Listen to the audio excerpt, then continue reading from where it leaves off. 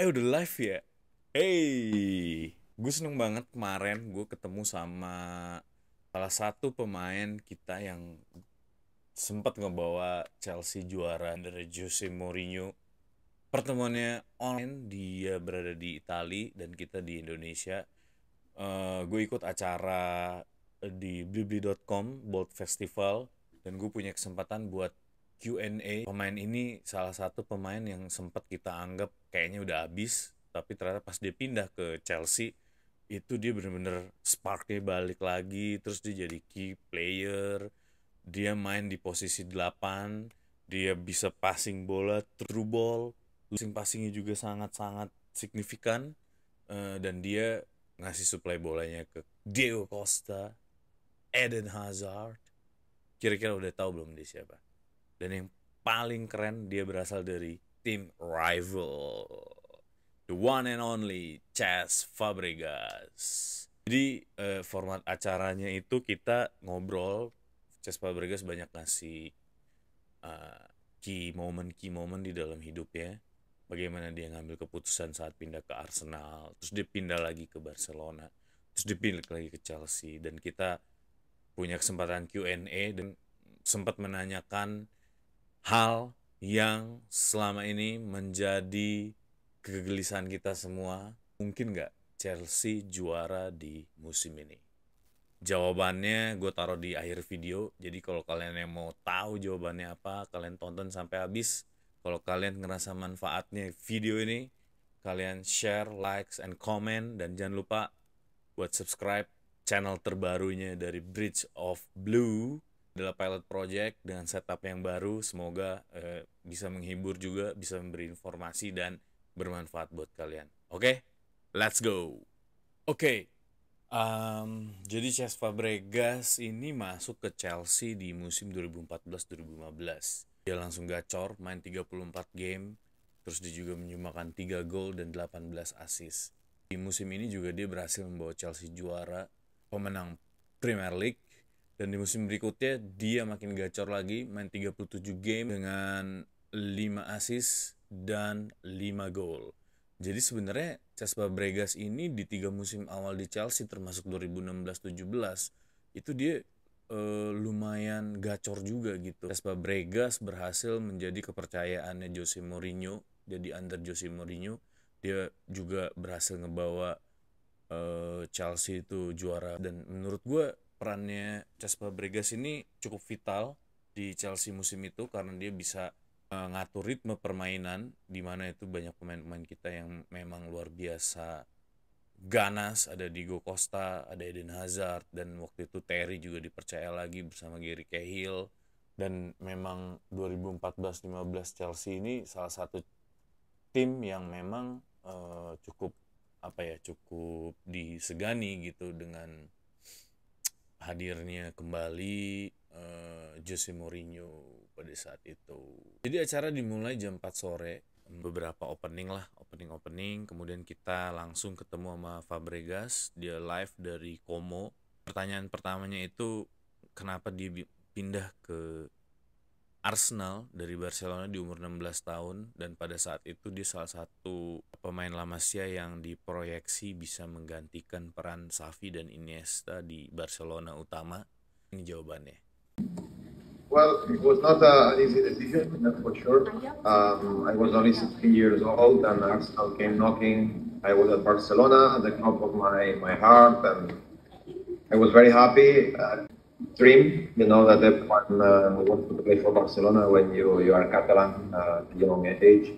Decision that impacted all my life and my family's life because the way Arsenal game was different. They came to see me many times. They had a big project for me individually. They believed in me. They saw something that maybe nobody was seeing.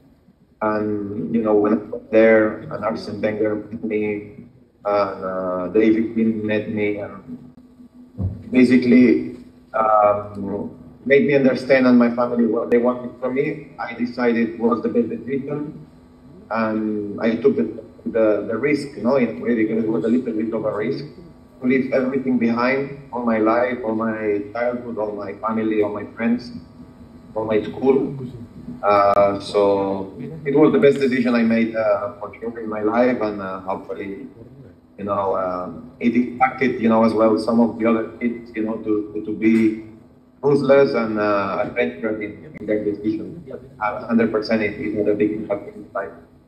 Oke, next Fabregas itu ngomongin soal quality of player.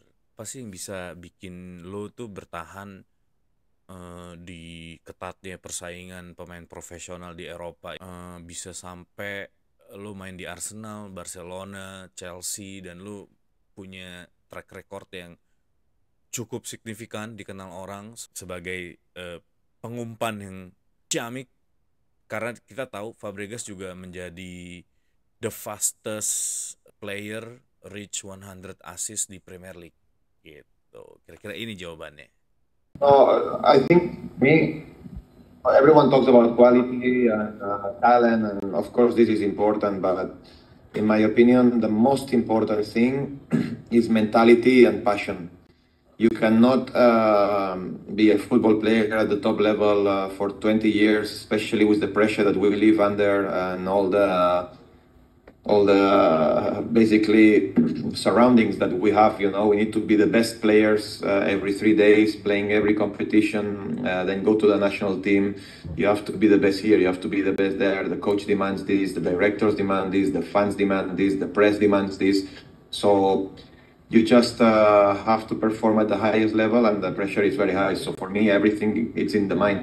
Of course, after the quality, you need to have a certain quality, you need to have a certain talent, but any player that plays in the first division or is professional at any point have these qualities, or some better, some less, but you can always improve, you can always get better in training. But for me, especially, the mentality has to be big mentality, a winner, a warrior, and always with the will to improve at any moment. Oke, terus juga ditanya lagi, kira-kira gimana sih lo sebenarnya bisa ngelit tim gitu, lo juga bisa reach potential, kapan lo bisa harus tahu lo dibutuhkan dalam lapangan dan lain-lain. Jawabannya Fabregas sih sangat relate sama pemain-pemain milenial ya yang sekarang kita tonton, yang lahir di era 2000-an ke atas. Dan menurut gue apa yang disampaikan Fabregas ini, spiritnya tuh sama banget sama pelatih-pelatih yang saat ini sedang memimpin, terutama di Chelsea. Kita tahu waktu itu Madueke yang dihukum sama Maresca karena dia cukup puas dengan hat-tricknya. Dan ini kira-kira jawabannya Fabregas. No, in my opinion, I think to be a complete player, or to keep improving in life, it's all about learning, every day. For me, the biggest downfall of any person working in a company or in a team is when we think that we know everything. We think that because now you score 2 goals or because you had a good game, that we start to relax, that we think that we know better than, or we are better than what we really are. And we start thinking that to improve, we not the coaches, or that we are better than my teammates. I think this is the biggest mistake anyone can make. You have to be open-minded. You have to always will improve on your weaknesses, because we all have weaknesses. We are never perfect. Even the best players in the history, they are something, or they have a weakness that they should improve. And for me, it's all about be a good guy, a good teammate. Always help your friends or your mates. In this case, we all go through difficulties. We need to be there for each other. And for me, now as a coach as well, I see when a player has a good positive impact, or when someone is selfish and thinks of themselves. And for me, there is no room for selfishness in football, in sport, in work nowadays. We need to support each other. And the better we are as a family, the more we can grow, and the more we will get better and better, all of us together. Part ini gue seneng banget dengan winning mentality-nya Fabregas, dengan leadership-nya Fabregas. Thanks to Arsene Wenger yang udah pupuk Fabregas dari kecil sampai bisa jadi the youngest captain di Arsenal pada masa itu. menurut Fabregas itu winning mentality itu sangat penting ya, dan itu harusnya ada di setiap tim juara. Nah, nih coba lu lihat deh, kira-kira jawabannya begini. Well, this is the question. Leaders are meant or they are born. Or, it's a difficult one. I always felt myself that I wanted to lead by example. When I was young, I started playing 7 years old, and I was playing with 9 years old. When I was 8, I was playing with the 10 years. So I was always playing with other people and other players than me, and this made me ruthless. It made me strong. It made me wanting it more than ever to beat them, because it was very hard physically, to be at their level. Then I was captaining players that they were 10 or 15 years older than me. And I think this also helped me, to mature a little bit faster, to grow in certain ways. And gimana sih caranya mimpin pemain-pemain elit di Eropa, karena dia juga kan pernah jadi kapten dengan umur yang masih kecil lah gitu. Nah, menurut dia sih satu-satunya cara itu ya lu mesti contohin, nggak ada yang lain gitu. Jadi ya lu dimanapun lu berada, lu sebagai pemain sepak bola, sebagai bos, sebagai pimpinan company, ya lu mesti contohin bawahan lu bahwa memang cara yang benar itu begini gitu. Coba lu lihat deh. And for me, a leader is an example. It has to be a positive example. Do the right thing, help, support, and show the passion and the consistency in everything. Because you're a reference. One looks at you. A lot of players, a lot of people, wherever you are, depend on you. If you come with a positive attitude every morning and with a smile on your face and willing to learn and willing to always get better, people will respect it and people will follow you. Because I think this is the most important. If a leader doesn't get followed by the people behind, then we have a big problem. But if the good impact of the leader makes the team behind him, follow blindly and support him unconditionally, I think this is the start of something very big. How do we support the ups and downs? Because the ups and downs always happen, even in the best companies, in the best teams. How you need to be there. You need to be there. You need to be the rock, of everything, to keep the high standards flowing. And this is the most important. Lead by example. This is how I see it. Be very, very consistent and have a top mentality that everyone thinks that, I have a problem, but I have this person, to look up and to support myself by. And I think this is key. Followed by having good standards. Always the highest standards, the leader must be there.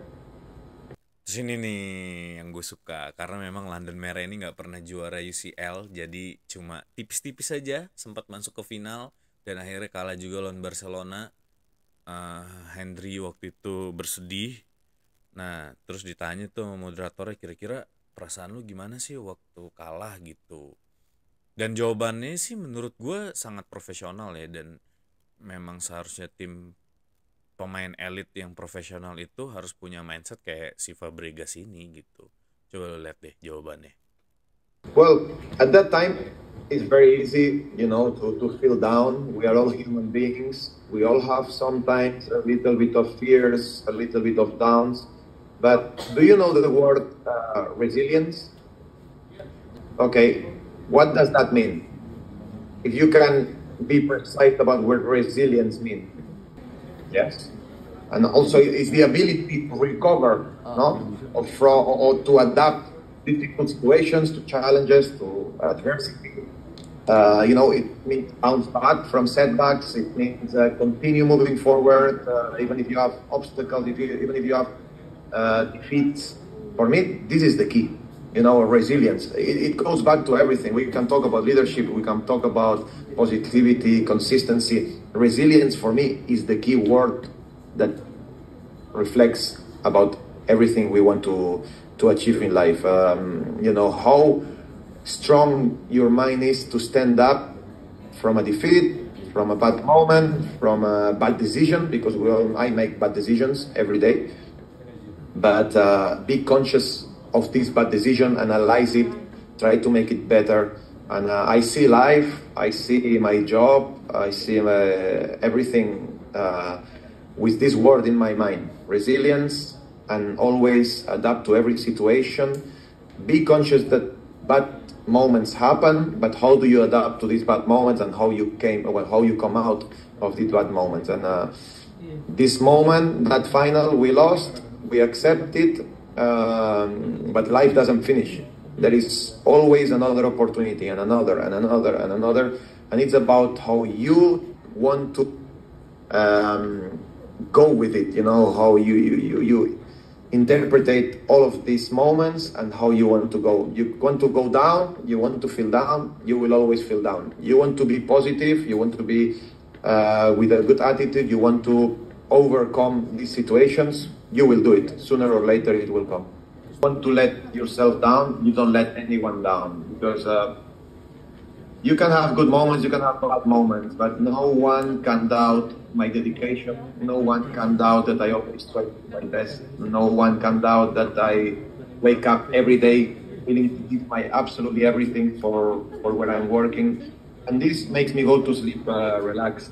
This is the most important. When you have regrets, when you have doubts, and you go to sleep with a conscience not very clean because you didn't give your best, or because you try to be a little bit smarter here or a bit smarter there, when you try to cut corners, this is the big problem.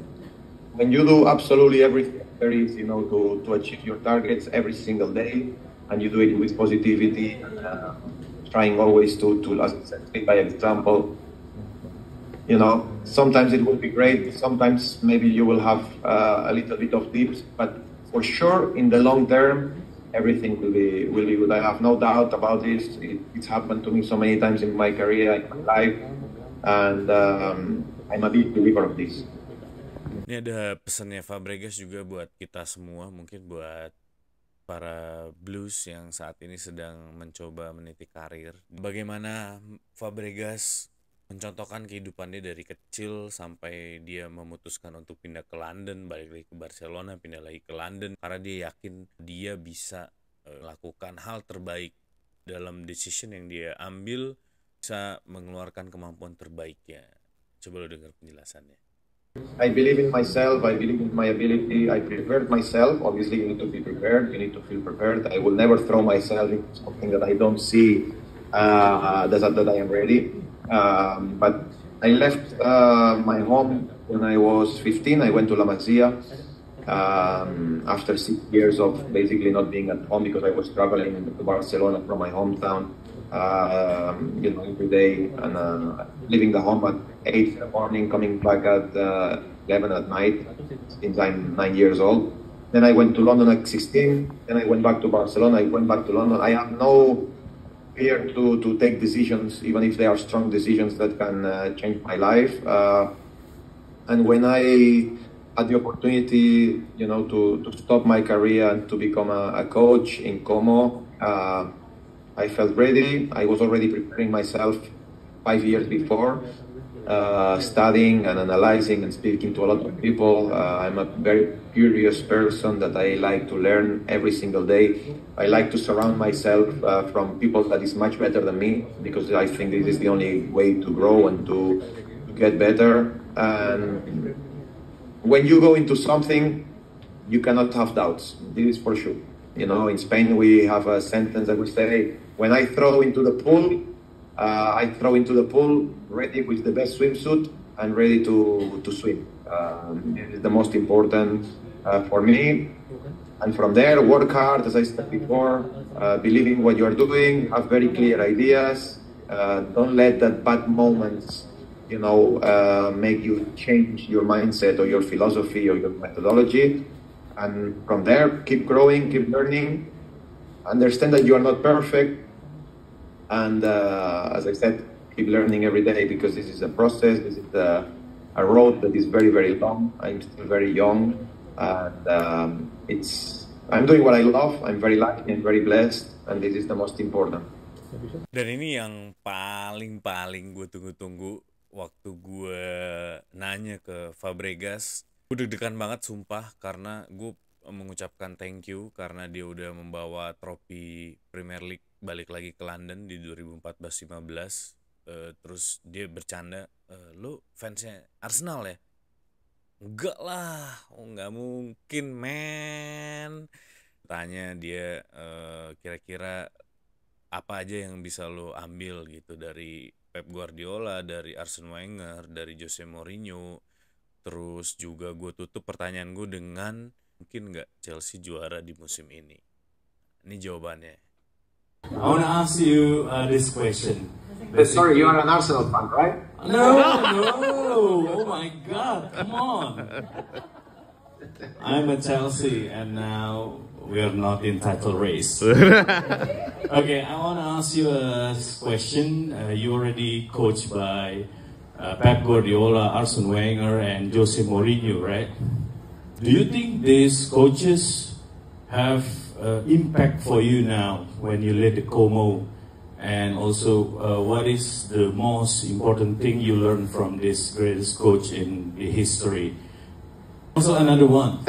Another one. Yep, tell me. Yeah. Do you think Chelsea can win the Premier League this season? Thank you. It's a very, very interesting question. If I think Chelsea can win the Premier League, if they continue like this, yes, I do. Because nobody really expected that they would be playing at this level so early. So they are doing really well, and it's all about, again, no consistency. If they can manage to keep up with Liverpool, who I think they are at the moment the strongest side. So why not? Coming back to your question about the coach, I've been super lucky. Of course, they had so much impact with me even now today when I have take decisions, or when there are certain situations, I think, and I go back how good they out this situation, because they helped me a lot. Obviously, with Arsene Wenger, I spent eight years. He was like my second father. I could speak to him about everything, and he could feel every single moment in a different way. And then Guardiola, he was very good in tactics. Mourinho was really good in understanding the player, how to play with the player's head, convincing them about what's good and what's not good. He was amazing at this. And of course, you keep taking things from every single coach that you've had, especially the ones that you really feel that they have the best character or the best philosophy. And yes,